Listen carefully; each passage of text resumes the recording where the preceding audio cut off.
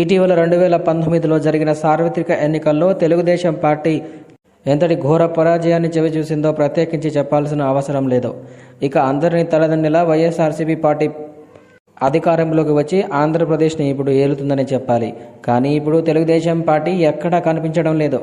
ఒకప్పుడు ఆంధ్రప్రదేశ్ అంటేనే తెలుగుదేశం పార్టీ, అలాంటిది ఇప్పుడు తెలుగుదేశం పార్టీ అట్టడుగున పడిపోయింది.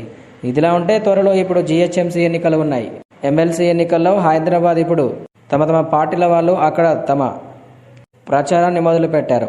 అయితే తెలుగుదేశం పార్టీ కూడా ఈ మధ్యన హైదరాబాద్లో ప్రచారం మొదలు పెట్టడానికి సన్నాహాలు చేస్తున్నట్లు సమాచారం. ఇక తాజాగా రాజకీయ వర్గం నుండి అందుతున్న సమాచారాన్ని బట్టి జీహెచ్ఎంసీ ఎన్నికల్లో భాగంగా హైదరాబాద్లో ప్రచారం చేయవలసిందిగా జూనియర్ ఎన్టీఆర్ని పర్సనల్గా రిక్వెస్ట్ చేశాడట తెలుగుదేశం పార్టీ అధ్యక్షుడు నారా చంద్రబాబు నాయుడు. ఈ మేరకు నారా చంద్రబాబు నాయుడు జూనియర్ ఎన్టీఆర్తో మాట్లాడుతూ జీహెచ్ఎంసీ ఎన్నికలలో భాగంగా హైదరాబాద్లో మన పార్టీ తరపున మీరు క్యాంపెయినింగ్ చేయాలంటూ జూనియర్ ఎన్టీఆర్ని చంద్రబాబు నాయుడు కోరాడట. ఈ మేరకు ఫోన్లో ఆయనతో మాట్లాడినట్లు సమాచారం వినిపిస్తోంది. అయితే జూనియర్ ఎన్టీఆర్ ఇటీవల RRR సినిమా షూటింగ్ నుంచి కాస్త బ్రేక్ తీసుకుని ఫ్యామిలీతో కలిసి దుబాయ్ ట్రిప్ వెళ్ళి వచ్చాడు. ఇంకా జూనియర్ ఎన్టీఆర్ షూటింగ్లో జాయిన్ కాలేదు.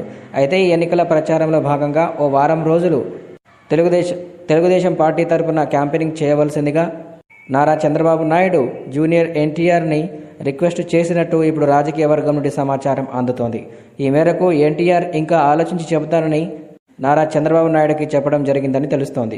ఎందుకంటే ఎన్టీఆర్ షూటింగ్లో పాల్గొనవలసి ఉంటుంది కాబట్టి మేబీ జీహెచ్ఎంసీ ఎన్నికల్లో ఎన్టీఆర్ పాల్గొంటాడా లేదా షూటింగ్కి వెళ్ళిపోతాడా అనేది మాత్రం తెలియాల్సి ఉంది.